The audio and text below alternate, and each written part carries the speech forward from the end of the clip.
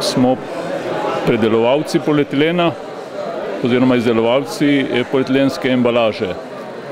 Pri sami proizvodnji oziroma med procesom izdelave embalaže se pojavlja kar znaten tehnološki odpad. To je nekje okrog 10%, 12%, odvisno od proizvoda. In ta tehnološki odpad ponovno predelamo na lastni liniji za reciklažo.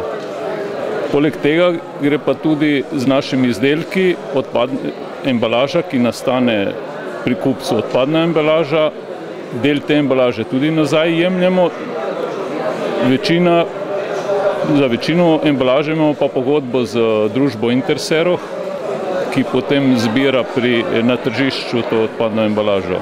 Ja, pri enostavnih materialih, kot je na primer polietilen ali polipropilen, je ta z primernim postopkom je enostavno reciklirati. 100% ga lahko recikliraš. Problem je na primer pri folijah pri agrifolijah, se pravi folijah v kmetijstvu, kjer so tudi znatne količine, kjer je potrebno to embalažo prati na linijah za pranje.